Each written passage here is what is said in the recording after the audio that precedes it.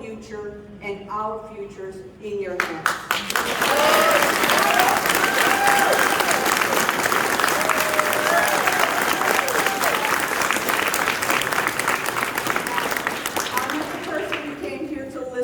Or see, but we have a wonderful surprise to you. One of our students is going to introduce the man of the hour, so please enjoy yourselves. Please act accordingly. Silence your phones so that you can be respectful of everyone's time and you get an opportunity to be able to let everyone hear. Thank you again for joining us and welcome to South Texas College.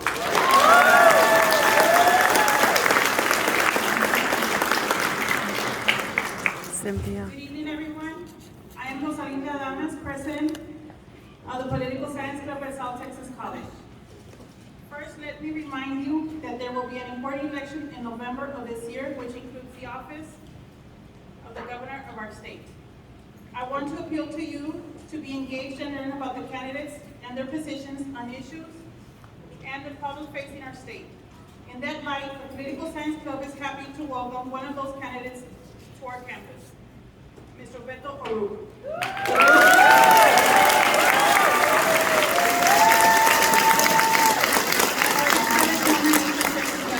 So students can have an opportunity to hear from him and become informed.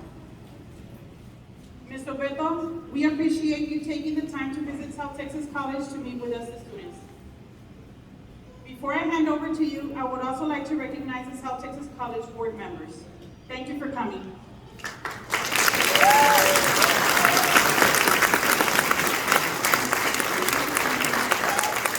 Hey, how's everybody doing?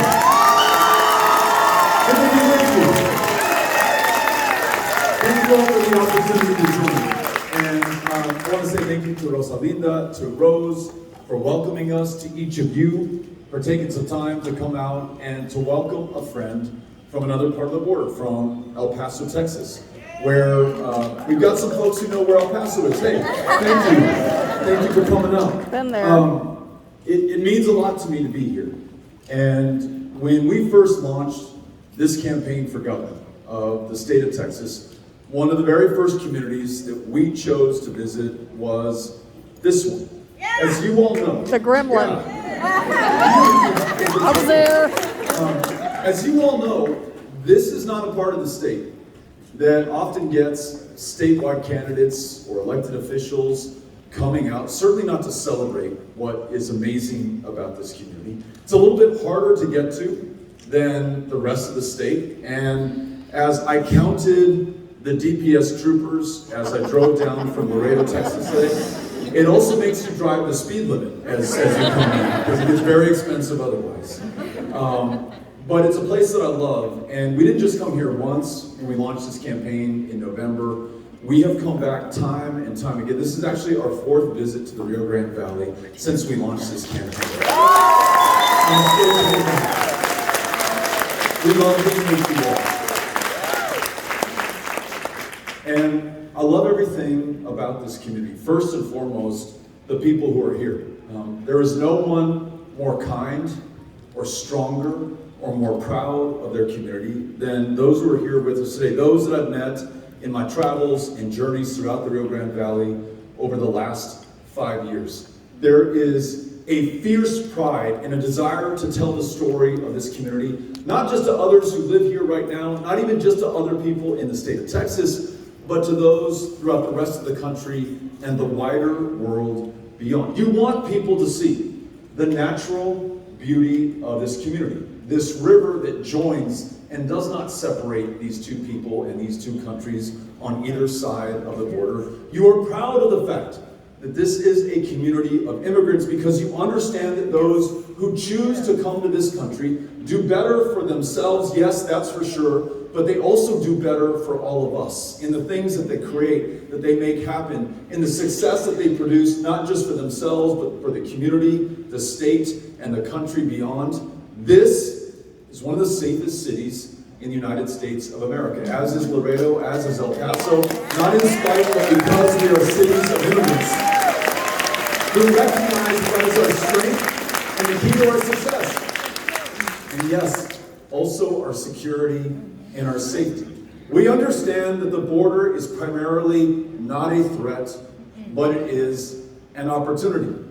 And we know that from what we create in this community, from the art and the culture and the music and the world-class education that we get right here in this institution. We know it in the trucks that cross in from Mexico that bring the food and the consumer goods and the auto parts and the things that our national economy depends on.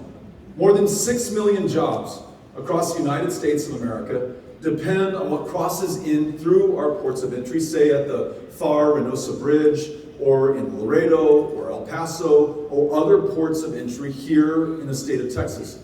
More than 600,000 jobs throughout the rest of the state depend on what we are doing right here in this community. And though we never get our fair share of the resources, or the money, or the attention, or the focus, we still carry more than our fair share of the load and contribute far more than we ever get back from the state or receive from other parts of the country.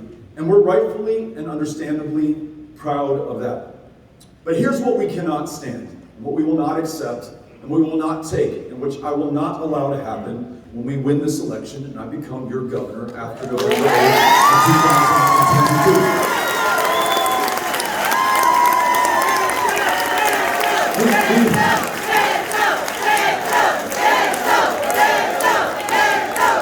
We will not allow people to demonize us, or vilify us, or lie about us, or say that we are something that we are not. We know full well exactly who we are. When they see us only as a problem and as a security threat, you start to get things like walls and the activation of 10,000 members of the National Guard who are deployed not to fight a war far, far away or to respond to a hurricane or natural disaster in this state, but to sit in those Humvees along the side of the highway. Part of a solution in search of a problem. You get things like part of a border wall that is more like a public art installation project than it is anything else. You know, the part of the wall that Greg Abbott put in, I think, was as wide as this room. You can go on this side of the wall, you can go on that side of the wall. But, hey, if he wants to look tough when he comes down to the Rio Grande Valley, or to South Texas, or to the Texas-Mexico border, well, I guess that's what he has to do.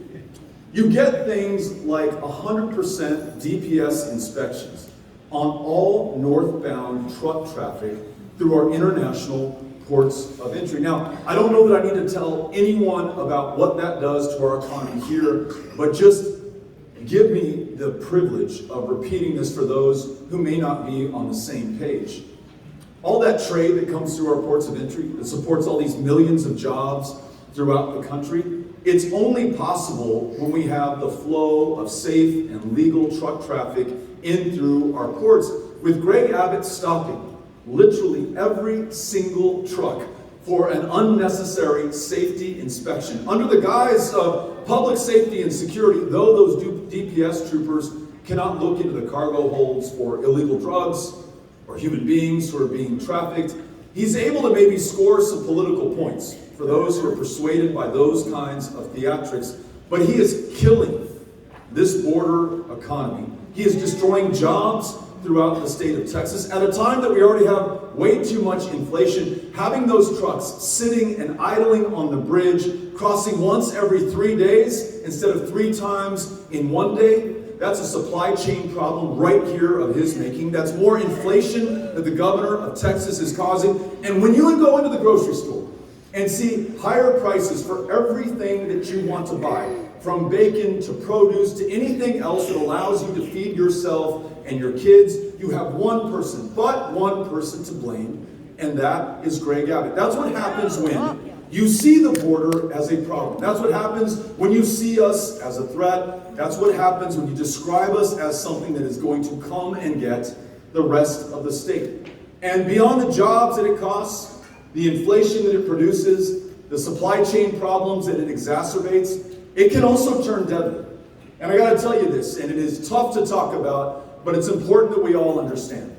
When you have a governor like the one that we have today, who talks about invasions of immigrants who are coming here to get us, When he says, as he did in 2019, we must defend ourselves, people of Texas, and then says this, we must also take matters into our own hands. You better believe that people are listening to him. There was a guy in McAllen, Texas, North Texas, who heard the governor and heard the former president using those same words about invasion and infestations and the rapists and the criminals who are coming to get us from Mexico. And he took an AK-47 and he drove it 600 miles to El Paso, Texas. And he walked into a Walmart in my hometown on the 3rd of August in 2019. And he started to shoot and kill and slaughter the people of El Paso, Texas. Anyone who looked to him like an immigrant, maybe because their skin was brown, or the accent with which they spoke, or the fact that they may have been speaking Spanish instead of English, didn't matter to him. He killed them. Grandparents, parents, kids, completely innocent people, all for the reason that he was told that they posed a threat to him and to this state. In the message that he posted on social media before he went in and started killing people in El Paso, he said, I came to repel the invasion of Hispanics who are going to take over the state of Texas. Using the same language the governor, the former president, others in positions of power had used to talk about border communities like this one and mine in my hometown. 23 people dead. And I met some of them before they died, kept alive by doctors and nurses and modern machinery, all manners of pumps and hoses and wires and cables going into their body to try to feed them and keep them alive when their internal organs were shredded by the high impact, high velocity rounds that came out of that AK-47. I spent time with their kids and their spouses and still stay in touch with them right now. And though it's many years later from that day on the 3rd of August 2019, those wounds are still with us in our community. There are many people who feel because they are Mexican American, they now have a target on their back. I met a young mariachi who said that she was no longer going to perform because she said, I am a symbol of the Mexican culture that those in power are teaching the rest of the people in this state to hate right now.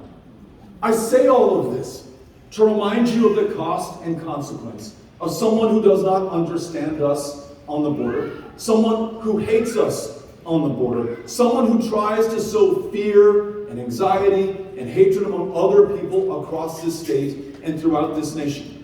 Not only must we stop that, but we must turn the page and start investing in the border. Instead of $3 billion on activation of the Guard or building this wall or surging DPS troopers to the border, what if we invested in connecting the Rio Grande Valley with the interstate highway system that connects to the rest of the country?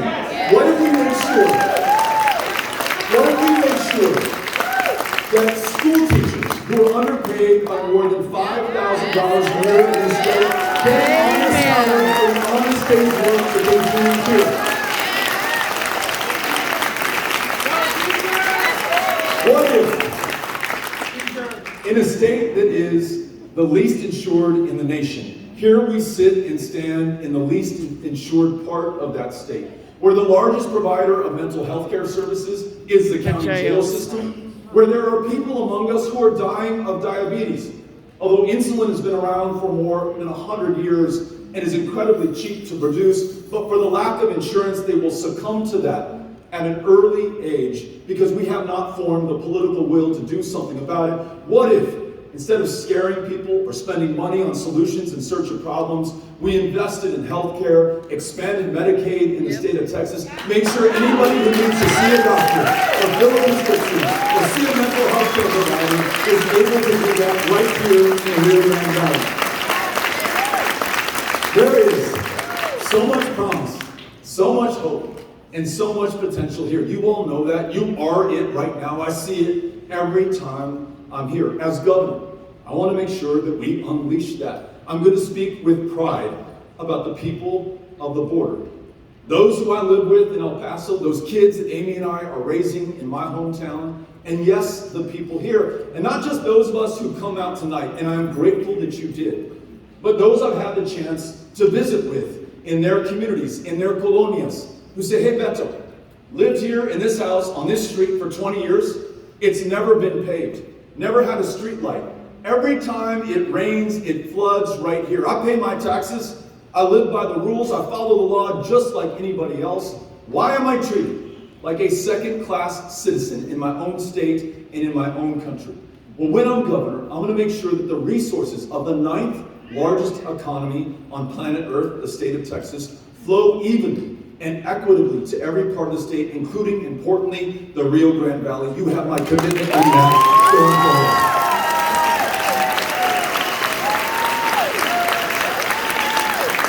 And this is what I want you to remember. We're going to make sure that we focus on the things that can actually bring us together and that can improve life for everyone in the state of Texas. Not the culture war stuff, not the things that divide us, not those issues that pit one Texan against another, but things that Republicans and Democrats and independents alike can agree on. And I'll try 3 out on you right now. 1, let's make sure that we are creating better and higher paying jobs for anyone who wants to work in this community or any part of the state. For those who want to enter the medical profession, say you want to be a nurse, right now we ask you to take on tens of thousands of dollars in debt for the privilege of saving our lives and taking care of us when we're sick. How about this? When I'm governor, we're going to wipe clear the debt of those who want to serve their communities in these important frontline positions. Thank you. We're going to hire thousands more nurses, especially in underserved communities just like this one. We're also going to make sure that if you are a psychiatrist or a psychologist in a mental health care desert like the one that we're in right here, we want to attract or retain you right here in this community. We will also make sure that we wipe clean your debt in exchange for your commitment to serve this community. We're going to do that right here. Thank you. We're going to make sure that we have more energy jobs. And yes, it's important that we protect the oil and gas jobs we have right now, but we must expand them to include more wind and solar, hydrogen, and geothermal. We could be the world's energy leader on renewable energy that frees us from any dependence on foreign oil in any other part of the planet, that allows our grid to actually function every single day of the year, even when the temperature drops in the Rio Grande Valley, and that allows us to confront the challenge of climate before it is too late. Those are high-paying, high-wage, high-skilled jobs, and if we do it right, they'll also be union jobs that have the kind of protections that we want for the workers. That's the first point, great jobs. Point number 2, I want to make sure that we have a world-class system of public schools. And yes, it means that we need modern school buildings and the latest in technology. We want to make sure that we have that in every part of the state. But the most important thing, everything else in fact pales in comparison, is that educator. And I mean the classroom teacher, I mean the counselor, I mean the school librarian, I mean the support staff, the cafeteria worker, the school bus driver, everyone who makes public education possible. We're going to make sure that we treat them as the professionals that they really are. We're not going to ask them to work a second job to support their habit of teaching our kids in the classroom. We're going to pay them enough so they only have one job, unlocking the lifelong law of learning in those kids. Thank you. If I were governor right now, we would cancel the STAR test. No more high stakes or high poverty. And the lives of these kids or those teachers. And for our retired teachers, those women and men who put a lifetime in the classroom, 30, 40, 50 years, you know, some of them have not had a cost of living adjustment since the year of our Lord 2004. When I'm governor, there is going to be a cost of living adjustment every single year to keep pace with inflation going forward. We do that, we will be able to attract and retain the best of the best in our public schools, and we will begin to achieve better than our peer states going forward. Public ed is something that all of us, regardless of party affiliation or part of the state, can agree on. Point number 3, and last one. What if we did what every single one of our border states have done so far? Louisiana, Arkansas, Oklahoma, and New Mexico, most under Republican governors, have expanded Medicaid to make sure that more federal health care dollars flow into our communities. It's $10 billion a year for Texas that we are leaving on the table right now. Not only are we the least insured state, not only are people dying unnecessary deaths and living far sicker than they would otherwise have to be, not only are we not recruiting the physicians and medical providers that we desperately need in our communities, but it's also hitting us where it hurts the most for homeowners and renters, and that's in our property taxes. Because when that person with diabetes, who now has glaucoma, but doesn't have insurance and cannot afford insulin, finally gets so sick, and the suffering becomes too much, and they take themselves to the hospital, that bill might be $50,000, it might be $150,000, it might be a lot more, but because they have no capacity to pay for it, it doesn't mean that the bill disappears, it just means that you pick it up in a higher property tax bill or higher rates if you're lucky enough to have insurance. When we expand Medicaid, when I'm governor, we're also going to lower your property tax bill. What do you think about that? So listen, those three ideas that bring us together, great jobs, world-class schools, the ability to see a doctor, fill a prescription, see a mental health care provider when you need to, that's not so controversial. That doesn't pit us against one another. That's not going to further divide an already very fractured and polarized state. And it is the perfect contrast to the guy who holds the highest position of power right now, who wants us to fight over every issue under the sun right now. Like this craziness about pursuing transgender kids and turning in their parents for child abuse and taking those children from the loving adults who've raised them and are trying to help them navigate one of the toughest things that a child can go through. We want to keep that kid in that house and make sure they receive that love when they most need it and when they're at their most vulnerable. We also want to make sure that we don't distract the people of Texas on things that don't matter, like which kid goes into which bathroom and all that stuff, and focus on the things that do. There are 30,000 kids who are in the foster care system in the state of Texas. And a judge 6 years ago said those kids emerge from foster care more damaged than when they went in because we have so underfunded child protective services. We don't support those caseworkers nearly enough. We haven't hired enough of them. And we've started to privatize the care. We say, hey, look, the state of Texas can't figure this out. You, private provider, you do that. And there won't be the oversight or scrutiny that's necessary. Well, here's the result. 6 years after Greg Abbott was first told about this problem in CPS, the same judge who said those kids go in and leave more damaged than when they went in, she said it's gone from bad to worse. She has found that those kids are sleeping in the CPS offices, under the tables, out in the hallways. She's determined that more than 100 kids in the custody and care of the state of Texas lost their lives just last year in the foster care system. Hundreds more have been trafficked for their bodies, literally rented out while they were in the custody of the state of Texas, all on the watch of the one man who has the power to do something about it. But did he do it? No. He instead decided to focus on transgender children and their parents. It's the same guy who's decided that he's going to attack every single woman in the state of Texas. He may tell you this is about pro-life, maybe at best it is pro-birth, but what it really is an attack on every woman's right to make her own decisions about her own body, her own future. He put a $10,000 bounty on the back of anyone who assists any woman in making her own lawful, constitutionally protected reproductive health care decision. The end result, not only are abortions banned in the state of Texas, not only did we have someone in Starr County indicted for murder, for a miscarriage in this state right now. This is not fiction, this is not The Handmaid's Tale, this is reality. No, it was in last Great Abbot's, weekend. Texas. But we now lead the country in the rate of maternal mortality, 3 times as deadly for black women in this state as it is for white women. We lead the nation in the rate of teen pregnancy and repeat teen pregnancy because not only can you not get an abortion Try getting a cervical cancer screening when the reproductive health care clinics have closed down. Try getting any family planning help whatsoever in the Rio Grande Valley or any other part of Texas. When I'm governor, you can be sure that Texas will guarantee that every woman makes her own health care decisions, decides her own future, makes her own choices.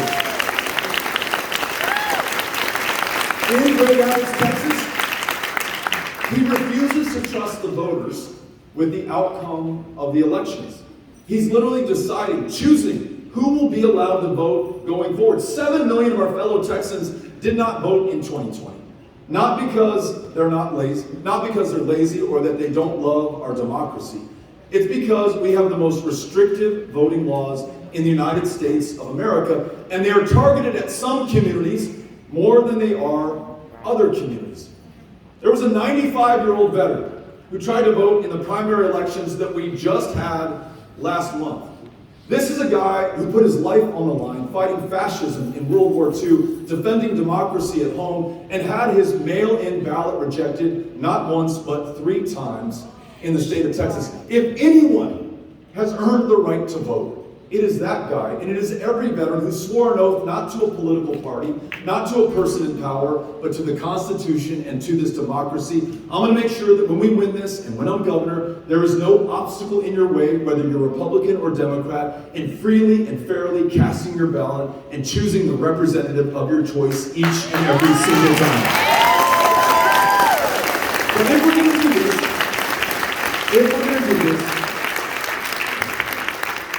we've got to get past this man and these divisions and this incompetence, this cruelty, and this corruption that we see from Greg Abbott right now.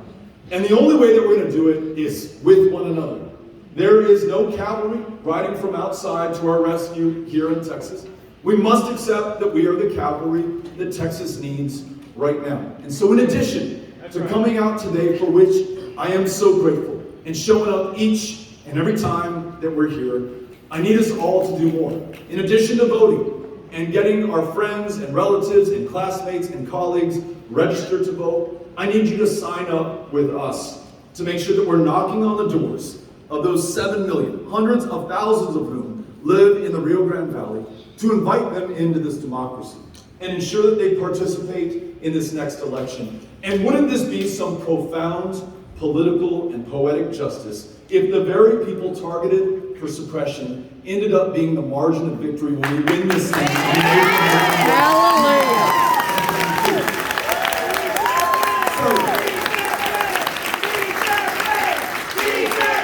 I've got two requests, and then we're going to turn the microphone over to you. Anybody who wants to ask a question, we're going to get as many people into the conversation as possible. 2 requests. I mentioned that we're going to have to knock on doors. I'm going to need both volunteers who are willing to knock on doors, and I'm going to need people who will host those volunteer canvases, meaning that you're willing to have people meet at the park in your neighborhood and lead a canvass where you knock on the doors of your neighbors to tell them why this election is so important, in your own words, from your own heart. I'll also need the volunteers who will show up at that canvass to work with you to do that. So the first group of people I need are hosts who are willing to lead door-to-door canvasses in your neighborhood. Remember, there is no other way that we're going to win this. We can run the best TV ads in the world. We can raise all the money under the sun. But the most powerful way to impact somebody's decision to vote is to show up at their door. One human being looking right at another human being, eye to eye, face to face. You will remember that before you remember anything else that we will throw at you over the course of this campaign, anything else that Greg Abbott will throw at you over the course of this campaign. Is there anyone here who would be willing to host a canvass in their neighborhood so we could go knock on the doors of your neighbors and bring them into this election and win this thing? Anyone? I've got some hands in the back. I've got a bunch of hands. So how are we going to them? Raise your hand up high. Raise it high. I need my team to go out there and go sign them up. Keep your hand up. I've got 3 right here. Jason, let's go. Let's go. Keep on. Chrissy. The folks, Chrissy, Irma, Amanda, Jason, who are running out to meet you, We do not let them have dinner tonight unless they've signed up a certain number of hosts. So if you can keep your hands up until our volunteers get to you, Cynthia. I'll keep my eye out, so just keep your hand up. I will go find you. I see one there, and I Good see job, one in the Cynthia. back. And if it strikes and you have the feeling, keep your hand up, we will come to you. All right. Cindy, do we have ambassadors who can go to them? Or? Yes, I'm going to collect them all right here. I'm going to Okay. collect the rest. Everybody that, come to me now. So this is great. We have more hosts than we expected to have, which is wonderful. These are the people who are going to anchor our canvases all across this community.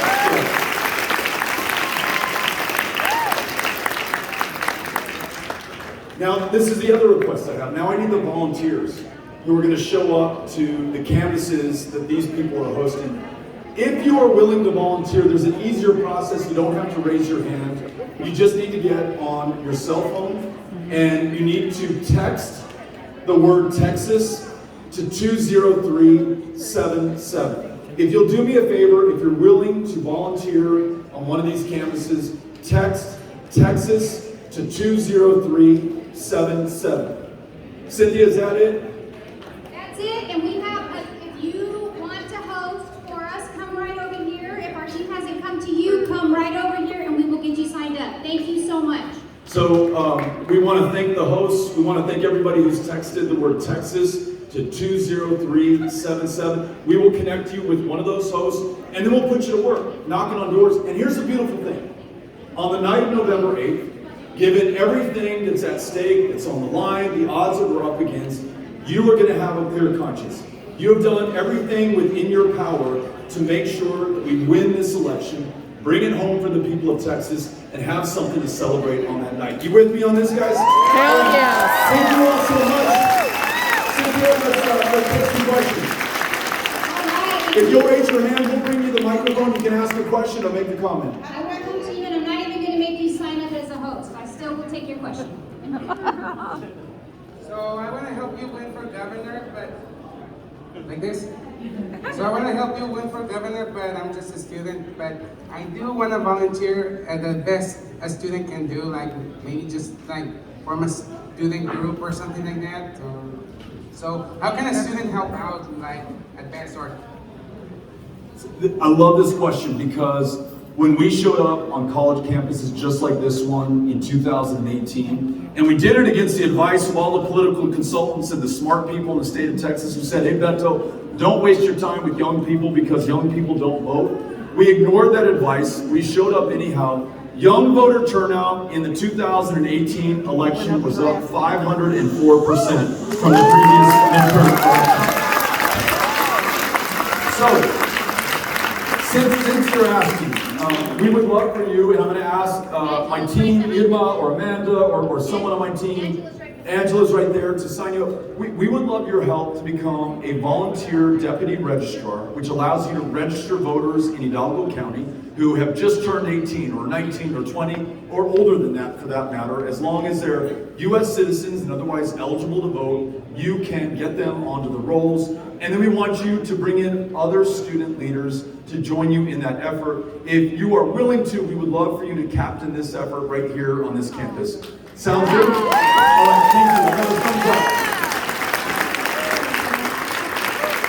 First and foremost, I actually helped you when you were running for senator. I phoned back thanks to my friend Amanda, who is with you and your team. Awesome. My question, I'm in the produce business, and it is something that is taking everything by chaos. There's a lot of my fellow people that are in produce. Us, for like example, there's like loads. I'm talking about like 13 trucks that have either fresh vegetables that are, that have to get to the warehouse and everything. We've already talked about it. We see the strikes coming from the drivers in Mexico who have just like had enough of it. And we want to know, like, if you were governor, what would you do? We know it's a political stunt because I've been in the produce business for the past 9 years. Never have inspections been so severe. Even when Greg Abbott was governor before, we've never had this issue. So now it's not only going to cost inflation, it's going to cost we as growers, as shippers and distributors are asking ourselves, who's going to be responsible for the thousands of dollars lost in this produce? Not only that, but we have a lot of friends of mine who are also in produce. I'm in sales, right? We work off of commission. So who's going to pay us stuff that we cannot sell because it's being donated to the food bank? Just today, we donated 10 pallets of Roma tomato. One pallet of Roma tomato is 1,620 boxes. So you can imagine 10 pallets, or not 10 pallets, 10 loads of tomato that is just being donated to the food bank because we cannot sell it. It's not graded by the USDA as a #1 tomato anymore, so we have to get rid of it. So not only are we losing, the farmers in Mexico are losing, and then the people in sales here are losing, and then everybody else is losing. When you go to the store and you see the prices going up, like on avocados, on tomatoes and all of that, how can we avoid this? Because this just started happening recently, and we know it's a political stunt because he's running for re-election. That's right. That's exactly why it's happening right now. It doesn't make us safer. It doesn't improve security. It hurts you. It hurts every consumer in the country. It hurts small businesses. I was listening to a produce importer in Clark who told me that she now has U.S. trucks that are coming from Wisconsin and Minnesota to pick up the produce that she imports, but there is nothing in her cold storage facility right now for them to take back. And so you know what the truckers are doing? They're taking these loads to Nogales, 1,200 miles away, a 20-hour drive from where we are in the Rio Grande Valley, and she's having to import the produce from Nogales, Arizona, from within this country to get it to her warehouse to then ship it up to Wisconsin and Minnesota or wherever. So yes, higher prices, more inflation, supply chain problems, and these big businesses are going to move to Arizona. That's why our new campaign slogan is, Greg Abbott is great for the state of Arizona, but he's bad for the people of Texas. So you asked what we're going to do. Not only will we not pull a really idiotic stunt like this one, but I want to invest in our competitiveness. So TxDOT, for example, could invest money right at our ports of entry to make it easier for these trucks to get on the interstate system. We can make sure that we speed inspections while still improving public safety and security, but not impeding the competitiveness of this region or your ability to be a small business owner and to hire the people of this community. It's that difference I described at the outset in terms of how we see the border. He sees you as a threat. I see you as our greatest opportunity, and I want to make sure that we invest in that. Thank you for asking. Appreciate it.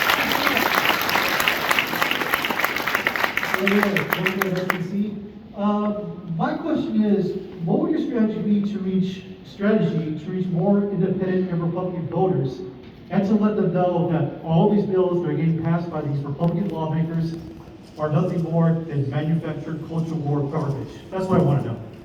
Great question. You know, the stuff that Greg Abbott is doing, it's hurting a lot of people. I mentioned the kids in foster care. We talked about the parents of transgender kids. We're losing school teachers by the thousands as he not only underpays them, but he tries to tell them what version of history they're allowed to teach. He wants them to turn in parents. He attacks them as somehow the enemy of the people of Texas instead of literally their greatest saviors in the state of Texas. So in addition to that, he's distracting us from the things that can really bring us together. As he divides us on these issues, we fail to make progress on the big things that I just described, the kind of jobs that we want to create, the kinds of public schools that we want to have, the ability to be healthy and well enough to live to our full potential. So the question is, how do we bring Republicans and independents into this agenda? Well, we do it by going to where they are. And literally for me, that means many of these red and rural communities that are represented by Republicans, and reminding everybody that your public hospital in this rural community that I might be visiting closed down because Greg Abbott refused to expand Medicaid. 24 hospitals in rural Texas have closed down in the last 15 years, more than in any other state. And if you're one of those voters who might be a Republican who lives there, you now have to drive hundreds of miles to see a doctor. You're not going to be able to talk your kids into moving back to that community because there is no hospital there. That's an issue where we can find common ground. teacher pay and respecting those classroom educators and others who make public education possible, that is common ground with Republicans and independents. These are the kinds of things that can bring us together, not just when I am governor, but importantly, over the course of this campaign. Because as amazing as the Democrats in the room are, we will not win this race with Democrats alone. It's why I hope that we also have independents and Republicans among us right now. We need all of them, and everyone is welcome in this campaign. Thanks for asking the question. Appreciate it. Thank you. My question has to do with gun reform. So I'm a student here at STC, just like a lot of people here. I'm going for nursing, and I think something that a lot of people can agree on is our generation has become somewhat desensitized towards gun violence, and you hear about shootings all the time. And I know you said with your hometown, I'm sorry about it, what happened with, people who are very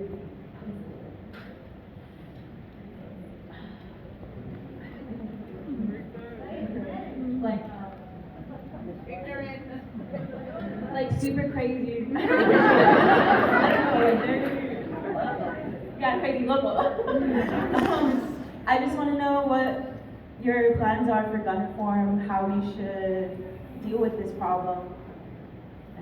Thank you for being here. Thanks for asking the question. Appreciate it.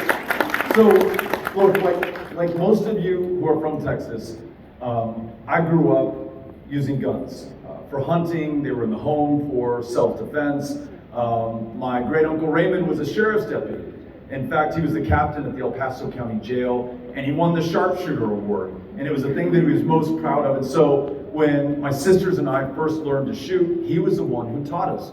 But he also taught us about the responsibility that comes with owning a firearm. And that is very common here in this room and across the state of Texas. We are a proud gun-owning state, and we own these guns responsibly. What Greg Abbott is doing right now with permitless carry, this is a bill he signed into law, even though police and sheriff's deputies begged him not to, because more cops and law enforcement have been gunned down in the state of Texas than any other state. And allowing anyone to carry a loaded gun in public without a background check or any training whatsoever is going to make it even more dangerous to be a cop or to be a deputy. It's going to make their job even harder protecting the rest of us. Abbott turned his back on law enforcement and did this nonetheless. That is not part of our responsible tradition of gun ownership in the state of Texas. But here are some ideas that we can lead on, and we're going to find Republican and Democratic legislators agreeing on. One is universal background checks. If you purchase a firearm in the state of Texas, we're going to do a background check to make sure that you're not going to use that firearm against someone else in your life. It makes common sense. Most other states have done that. It's what the rest of the civilized world understands. We've got to get with the program here in the state of Texas. Number two, and I learned this one from listening to the survivors of the Santa Fe High School shooting, where unfortunately these kids in high school were killed because another student got his hands on his parents' gun. Safe storage laws say that if you have someone under a certain age in the house, you got to keep that gun locked up and secured so that that young person cannot get their hands on it and use it to kill themselves or to kill someone else in their life. That makes a lot of sense. And the third one is an extreme risk protection order. So this is where if someone is saying, hey, I want to shoot or harm the people at my workplace or in my community or at my school, and they do have a firearm, there is a deliberate process to make sure that we protect the public by separating them from that firearm for a little while until we are assured that they are no longer a danger to themselves or other people. These are common sense, common ground solutions that most people in the state of Texas can get behind. All we're missing right now is the political will to get it done. If we do, that allows us to protect the Second Amendment and also protect the lives of the people of Texas. Thank you for asking the question. Appreciate it. Beto, primero te quiero agradecer, todos hablan español aquí me imagino, que has hecho un sacrificio muy grande con tu familia por defender a nosotros, a los morenos. Yo no veo güeros aquí. I don't see any blondes anymore. but I don't see any blondes in the state of Texas. It's your time, people. You have to rise up to the occasion. Beto is doing it for us. Sir, the first time I went to El Paso was in 1978 as a manager of a GM plant in Matamoros. When I came back home, I told my parents, they asked me, in Matamoros, I'm from Matamoros. They asked me, how did you see El Paso? I mentioned, I thought it was like Houston on the border. Okay, I went to the Smokers Inn restaurant, if I recall, a nice restaurant out there. This is the problem, people. We're not being taken care of because we're not standing on our own feet. Somos mexicanos y tenemos que luchar through education. The other thing that I'm very upset about, Beto, seriously, is the FAR bridge. We had 8 years or more when Presidente Calderón announced to the world that he was building a bridge through the Baluarte River, one of the longest bridges, suspended bridges in the world. We had 8 years or more to prepare for that FAR bridge to be ready to receive all those trucks that are feeding our supermarkets. I like my strawberries, I like my moras to be fresh, you know, and everything. That's when they switched from Nogales, Arizona to our little town of FAR, Texas, okay? And this is when you saw all those refrigerator warehouses pop up like mushrooms. You people need to get up and fight.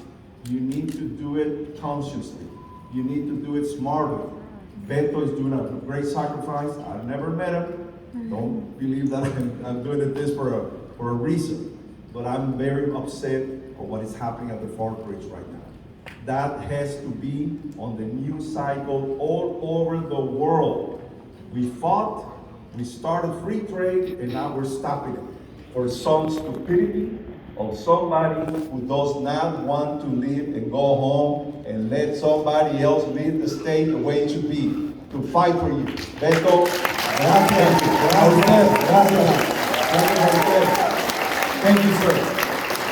And to the gentleman's point, you know, when we drove in this morning from Laredo, we went to a cold storage facility in FAR, Texas, not too far from the FAR Industrial Bridge, to bring the press of the Rio Grande Valley and also the state press and even the national press cover this press conference. We had a customs broker and we had a trucking company CEO talk about what this is doing to the community, the jobs that it is killing, the small businesses that are going to go away, the big businesses that are moving back to Arizona and away from Texas. I'm going to make sure that I fight for this community with everything I have. I'm not waiting until we win this election and I serve you as our governor. I am doing it right now. I'm fighting for you and I am with you and I thank you for being here.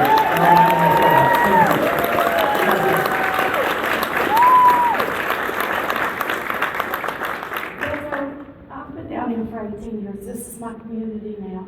I came down here from Georgia to be a nurse in the hospital delivering babies in this community. This is my home. This is the place I love. Sorry, I'm getting a little verklempt here. Because I do deliver babies and because I am a nurse, many things that you've said this evening have really echoed within my heart. Number one, thank you so much for talking about investing in my community here. Number two, thank you for talking about wanting to get more nurses here in our state, especially in the communities like down here where we need more. Number three, thank you for bringing up the hateful SB 8 law and what impact it has on women down here, and that poor woman over in Stark County that spent the weekend in jail just because she confided to her healthcare workers that she had tried to self-induce her abortion because she didn't feel like she had any other choice because she didn't want someone else to get jailed over it. Someone there at the hospital felt that they were compelled to have to report her, and she spent the weekend in jail over something she should have never been jailed over. Now, that all being said, now her name's in the papers. It's made national. You know, her privacy is irrevocably breached. And I know it takes more than just a governor that has his head and his heart in the right place to repeal these kind of laws. But I mean, what can we do to fight this? Let's do our best to find the common ground among us. And I got a question about how do we bring Republican and independent voters in on this issue of choice. And really, I think it goes beyond choice and pro-life. This is really about power and certain people wanting to have power over women and their choices and their future and their health care in the state of Texas.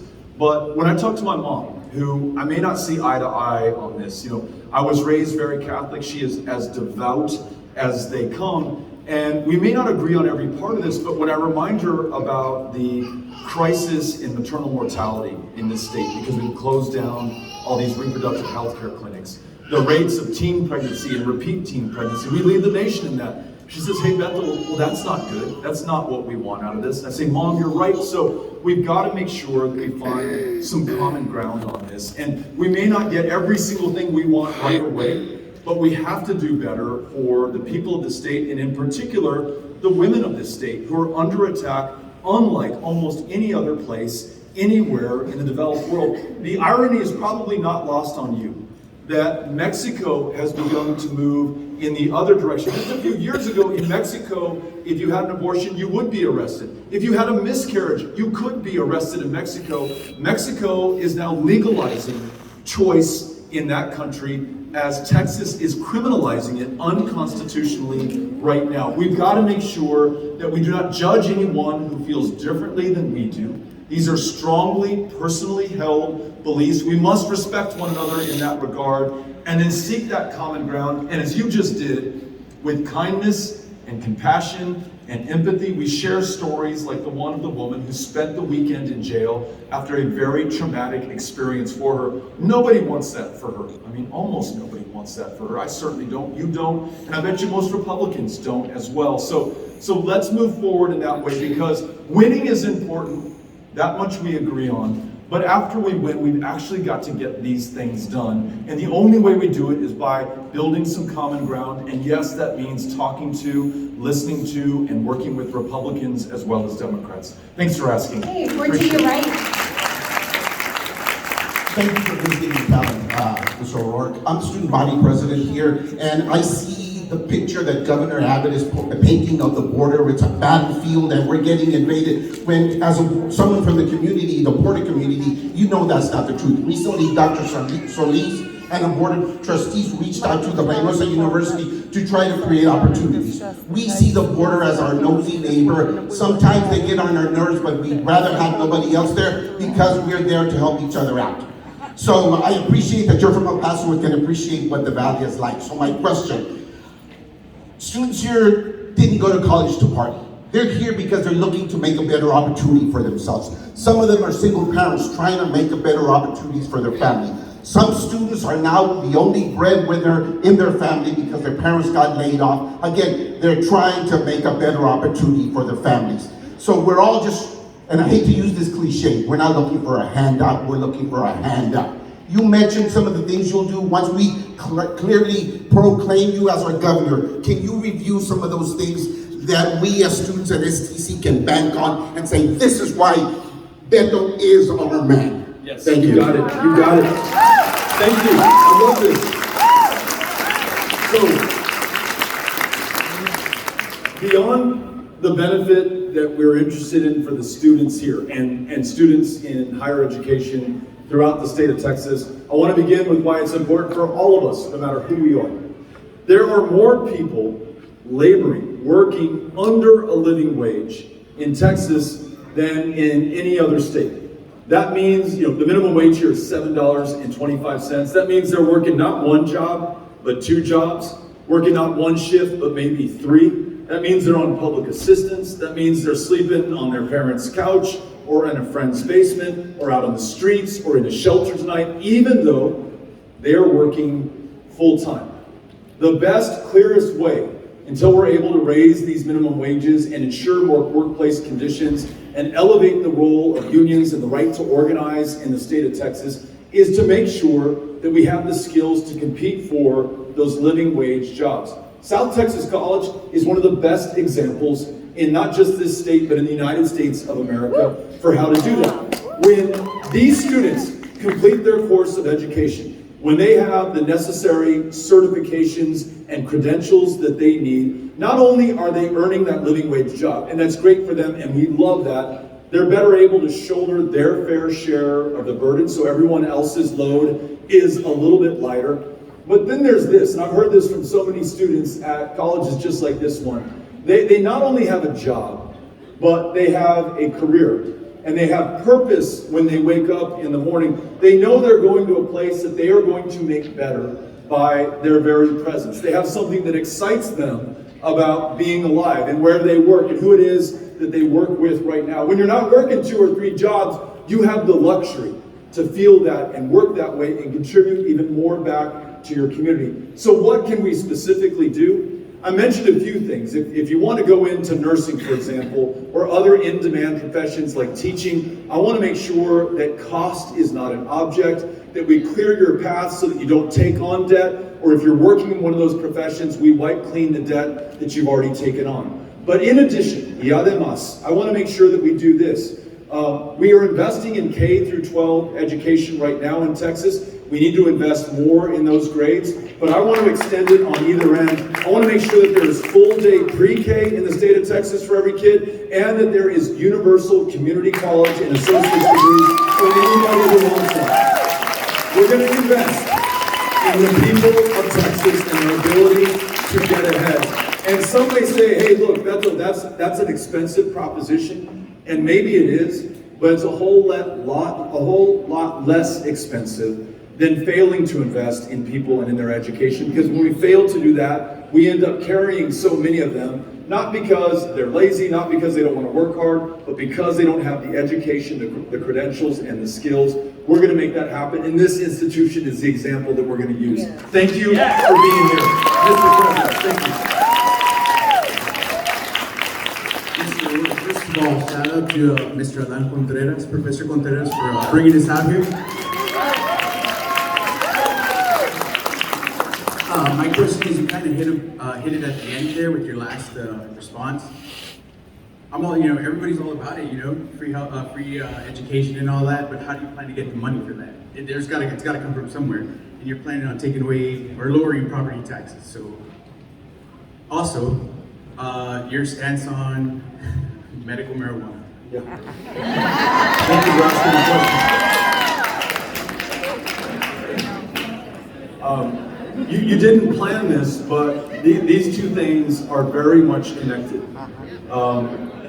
So right now, all of us together, we are the state of Texas. We're the taxpayers who pay in property taxes and sales taxes, and through the natural resource wealth, the budget for the state of Texas. We're paying $500 million a year to lock up people for marijuana. That's possession of a substance that is legal in most other states right now.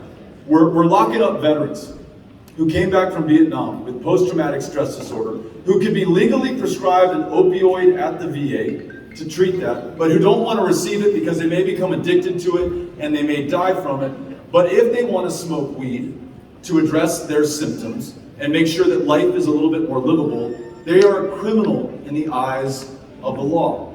And in a country that locks up more people than any other nation on the planet, as bad as China and Russia and North Korea are, we lock up more of our own in the United States of America than they do. And this state, Texas, locks up more than any other state in the union. And so many are behind bars for nonviolent drug offenses. And I gotta tell you this, Anglos, Mexican Americans, African Americans, Asian Americans, all use marijuana at the same rate. But disproportionately, black and brown Texans are the ones who are stopped and frisked and arrested and incarcerated, and upon release have to check a box on every employment application form saying that they have a conviction, are denied student loans because of that conviction to be able to attend higher education. So this is unfair, it's unwise, and it's deeply expensive, and we're also losing out on another $500 million of revenue if we were to tax the controlled and regulated sale of marijuana. That's why, as governor, I'm going to make sure we legalize marijuana in the state of Texas, bring in $1 billion a year so we can invest in public education, higher education, if we require corporations to pay their fair share of property taxes, we're missing out on about $5 to $6 billion a year. We put that into the mix. There are many other ways that the 9th largest economy on the planet can fund priorities like education. I'm going to make sure that we find them. Thank you for asking. All right. Stay back. This is going to be our last question. My question is, what's your stand on Operation Lone Star, and will you keep it? So Operation Lone Star is part of this mess that everyone has been referring to. The trucks that are stopped on the border, that are bringing in the trade right here, the activation of 10,000 members of the National Guard who were taken from their families and their communities for a 1-year deployment. 4 of those Guard members have taken their own lives. 2 of those Guard members have died in accidental deaths. None of them need to be on the border right now. We must return them to our communities. These DPS troopers, we are grateful for their service. They have very tough jobs, but I want to make sure that they're not just on the roads and highways of South Texas and the Rio Grande Valley and border communities, but I want to make sure that they're on the highways and roads in North Texas and the Panhandle, East Texas as well. We've had more highway traffic fatalities and accidents in Texas this last year than in any year since 1980. That may have something to do with all these DPS troopers concentrated along the border as part of Operation Lone Star. And I don't need to tell you, it doesn't matter how high you build the wall, how many guardsmen or DPS troopers or Border Patrol agents you have on the border, if someone has no choice to protect their kids but to flee 2,000 miles from Central America and seek refuge and asylum in the one place that can keep them safe, they're going to try to do that. I would try to do that if it was the only way to keep my kids alive.